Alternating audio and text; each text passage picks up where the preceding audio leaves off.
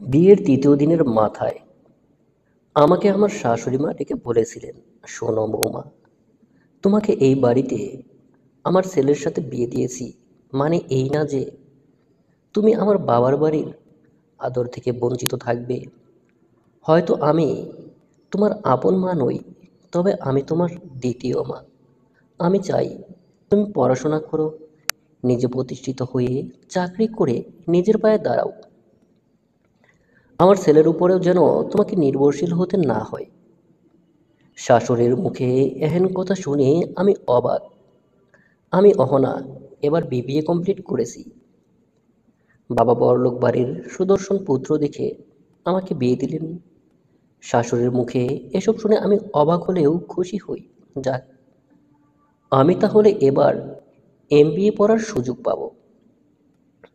বিয়ের পর 2 মাস শ্বশুর বাড়িতে ছিলাম, তারপর স্বামীর সাথে করে ঢাকা শহরে আসতে হয়।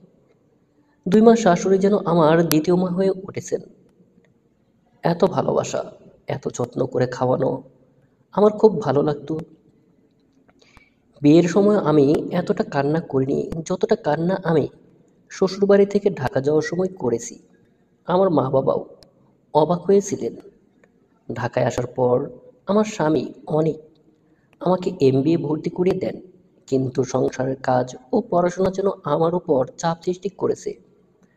ঘরের রান্না বান্না এদিক থেকে ওদিক যেতে মাঝে মাঝে একদিন অনেক আমাকে এর জন্য অনেক বকা দেয়। না পেরে শাশুড়ি মাকে কল দিয়ে বলি, মা, আমি পড়াশোনা করতে চাই না, মন দিয়ে সংসার করতে চাই। শাশুড়ি মা আমার কথার বিপরীতে কিছুই বলেন না। এর ঠিক 2 দিন পর দেখি আমার শাশুড়ি মা ঢাকায় হাজির। আমাকে বলে, শোনো বৌমা, জীবনের মূল্য তো বুঝো না। আমি নারী, আমি জানি জীবন কত কঠিন। একটু শক্ত হও। কেউ কিছু বললে তাতে দুর্বল হয়ে নিজের ক্যারিয়ার নষ্ট করা বোকামি। আমিও কারো বউ ছিলাম, তাই আমি বুঝি তুমি এখন কিসের উপর দিয়ে যাচ্ছ। তুমি পড়াশোনা করবে, আমি আছি এখানে। তোমার এই মা তোমাকে পড়াশোনা থেকে বঞ্চিত রাখবে না। আমার শাশুড়ি মায়ের দিকে তাকিয়ে আমার চোখ দিয়ে পানি পড়ছে। সাথে সাথে জড়িয়ে ধরে ধরে আমার দ্বিতীয় মাকে। আস্তে আস্তে আমার পড়াশোনা শেষ হলো। বিয়ের 6 মাস পরেই শ্বশুরবাড়ির সবাই বলেছে, বৌমা, এবার একটি বাচ্চা নেও।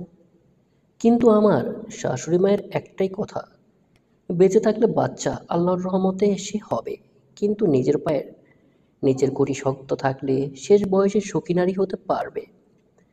শাশুড়ির শক্ত শক্ত কথার মানে আমি বুঝতাম না, কিন্তু তার এই ভালোবাসায় আমাকে তার প্রতি আলাদা মায়া সৃষ্টি করে দিয়েছে। আমি আর আমার শাশুড়ি সারাদিন গল্প করে একসাথে কাজ করতাম। সময় আমাদের কখন চলে যেত কিছুই বুঝতে পারতাম না। এমবিএ শেষ করার পর আমি কনসিভ করি। এর কারণে আমার আর চাকরির জন্য ব্যবস্থা নেওয়া হয় না। আমার বর আমার কাছে আসা বন্ধ করে দেয়। কিছুটা মনঃক্ষুণ্ণ করে থাকতেন। বিষয়টা আমার কাছে খারাপ লাগলো। তার সন্তান আমার গর্ভে, কিন্তু সে এখন আমার যত্ন না করে আমার থেকে দূরে থাকেন। কিন্তু আমার শাশুড়ি মা আমাকে অনেক সেবা যত্ন করতেন। এমনও হয়েছে, আমার 8 মাসের সময়ে ভারী কাজ করতে পারবো না বলে তিনি আমার নোংরা জামা কাপড় ধুয়ে দিয়েছেন। আমি ইতস্তত বোধ করতাম, কিন্তু শাশুড়ি মা আমাকে বলতেন, মেয়ের বিপদে মা তার ঢাল হবে না তো কে হবে।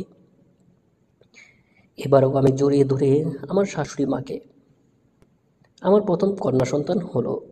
শাশুড়ি মা তার নাতিকে নিয়ে ব্যস্ত হয়ে পড়েন। আমাকে কাজ করতে হতো। বরের জিনিসপত্র গুছিয়ে দেওয়া, রান্নাবান্না, বাচ্চার যত্ন, ফিডিং করিয়ে নিজের প্রতি যত্ন নেওয়া যেন হয়েই উঠে গেল। শাশুড়ি মা আস্তে আস্তে অসুস্থ হয়ে পড়েছেন, তাই তাকেও আমি কাজ করতে দিতাম না। এক সময় আমার বর আমাকে বলে, তুমি না পারো ঘর সামলাতে, না পারো বাচ্চা সামলাতে, আর না পারো ঠিকমতো রান্না, এখন তো দেখতেও কুৎসিত হয়েছ। বরের মুখে এহেন কথা শুনে আমি প্রতিবাদ করিনি, কিন্তু আমার শাশুড়িমা বলে ওঠেন, বৌমা, তোমাকে আমি প্রশ্রয় দিয়ে মাথায় উঠেছি, আজ আমি তোমাকে বলছি, চলে যাও এই বাসা থেকে। শাশুড়ি মায়ের এই কথা শুনে আমি অবাক, তারপরেও কিছু বলিনি। শাশুড়ি মা আবারও বলেন, সত্যিই তো, এমন বৌমা দিয়ে কি হবে যে আমার ছেলেকে সুখে রাখতে পারে না। তুমি চলে যাও আর আমার নাতিকে রেখে যাও। আমি কিছু বলতে যাব, শাশুড়ি মায়ের চোখ রাঙানি দেখে বলিনি, ভালোবেসে ফেলেছি আমার এই দ্বিতীয় মাকে, কিন্তু হঠাৎ এমন কিছু বলবে বুঝিনি। বরকে দেখলাম খুব খুশি হয়েছে, শাশুড়ি মা আমাকে বকা দিয়েছে তাই। আমিও অভিমান করে বেরিয়ে এলাম সেদিন। বাসে বসে চোখ দিয়ে পানি ফেলছি, এমন সময় আমার ফোনে এসএমএস এর শব্দ পেলাম। ফোন হাতে নিয়ে দেখি শাশুড়ি মায়ের ভয়েস এসএমএস। ভয়েস অন করতেই শুনতে পাই, বরের দুর্দিনে গেলেও বুঝতে পারবে জীবনে বউকে কী জিনিস। মুখ বুঝে সব কিছু যখন সহ্য করেছো, তখন মুখ বুঝে তোমার প্রয়োজনীয়তা তাকে বুঝিয়ে দাও। আপাতত মায়ের ভালোবাসা ভোগ করতে থাকো, সন্তান নিয়ে ঘর সামলানোর দায়িত্ব তোমার বর পালন করুক। তবেই না বুঝবে সংসার কি জিনিস। বিবেক ফিরলে যখন সম্মানের সাথে তোমাকে নিয়ে আসবে, তখনই এসো এই সংসারে। তার আগে এসো না মা। আমি চাই না জীবনে যে অশান্তি আমি ভোগ করেছি, এগুলো এখন আমার বৌমা ভোগ করুক। অবহেলিত সংসারে আমার দিন ফুরিয়ে এসেছে প্রায়। তাই যাওয়ার আগে আমার মতো এক নারীকে সুখী সংসারী হতে দেখতে চাই। শাশুড়ি মায়ের ভয়েস শুনে আমার কলিজা এবার ঠান্ডা হলো। নীরবে প্রতিবাদ করানো শিখিয়ে দিল আমার শাশুড়ি মা। বাড়িতে এসেছি আজ 1 সপ্তাহ হলো। হঠাৎ একদিন আমার মা আমাকে বললেন, মেয়েদেরকে একটু মানিয়ে নিতে হয় মা। বড়রা তো বাইরে কাজকর্ম করতে করতে ক্লান্ত হয়, ওদের উপর কত চাপ পড়ে। জামাইকে মাফ করে চলে যা, তোর একটি সন্তানও তো আছে। মেয়েদের এত জেদ ভালো না। আমি তাকিয়ে আছি মায়ের দিকে, তফাৎ খুঁজতে লাগলাম নারী জাতির ভিন্ন রূপের দিকে। এই মা বিয়ের আগে আমাকে নিজের হাতে খাইয়ে দিয়েছে।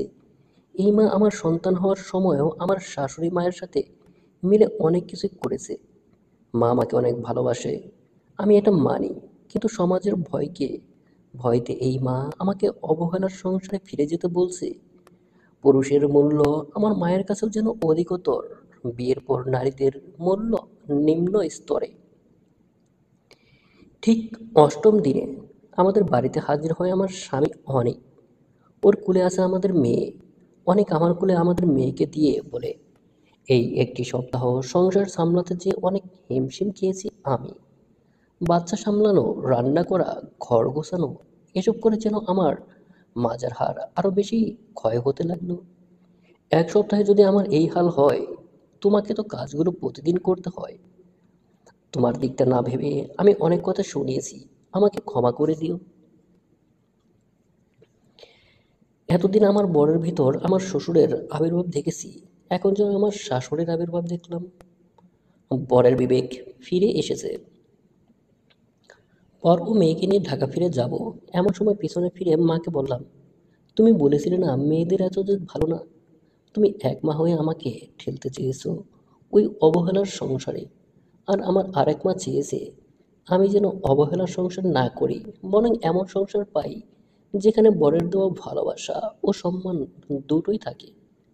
মা আমার কষ্ট পেয়েছে মনে মনে, কিন্তু আমার শাশুড়ি মায়ের মতো মহান মনের মানুষের জন্য মন ভরে দোয়া করলেন। হাজার হোক, আমার মাও নরম মনের মানুষ। মেয়ে তার শাশুড়ি মায়ের সাথে নিজের মাকে পেয়েছে, এটাই তো চায় আমাদের মায়েরা। সেদিনের পর থেকে অনেক আর আমাকে অবহেলা করেনি। অনেকের কোনো কাজে একটু ঝামেলা হলেও ভালোভাবে আমাকে বলে দেয়, আমি ঠিক করে দেই। রান্নার সময় মেয়ে কান্না করলে অনেক নিজে কোলে নিয়ে আদর করে। আমার রান্নার যাতে কোনো ঝামেলা না হয়। আমার শাশুড়ি মাও এই সময় প্যারালাইজড হয়ে যান, তার সেবা যত্ন আমিই করি। শাশুড়ি মা কান্না করতে করতে বলে, আমি এই জীবনে যত অবহেলা পেয়েছি, আজ যেন বৌমার ধারা উসুল করে নিচ্ছি। আমি শুয়ে থাকা শাশুড়ি মাকে জড়িয়ে ধরি। তার কষ্ট চোখে না দেখলেও বুঝতে পারি মানুষটি কত কিছু সহ্য করেছে জীবনে। ছেলেও যে তার বাবার মতোই হয়েছিল, আত্মীয়দের থেকেও তো শুনেছি। আমার শাশুড়ি শ্বশুরের কুকর্ম দেখতে দেখতে কেটে গেল 3টি বছর।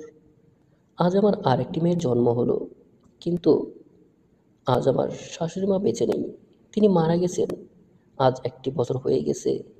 প্রথম মেয়ের জন্মের সময় শাশুড়ি মাকে যেভাবে পেয়েছি, আজ দ্বিতীয় মেয়ের জন্মের সময় তার অভাব বোধ করছি। মনে মনে এখনো বলি, ভালোবাসি মা, আপনাকে খুব বেশি ভালোবাসি, আমার দ্বিতীয় মা। অনুগল্প ভালোবাসি আমার দ্বিতীয় মা, লেখনীতে ইশরাত জাহান। প্রিয় দর্শক, গল্পটা কেমন লাগলো তা অবশ্যই কমেন্ট করে জানাবেন। গল্পটি ভালো লাগলে চ্যানেলটি সাবস্ক্রাইব করে সাথে থাকার জন্য অনুরোধ রইল। ধন্যবাদ সকলকে। ভালো থাকবেন, সুস্থ থাকবেন। আল্লাহ হাফেজ।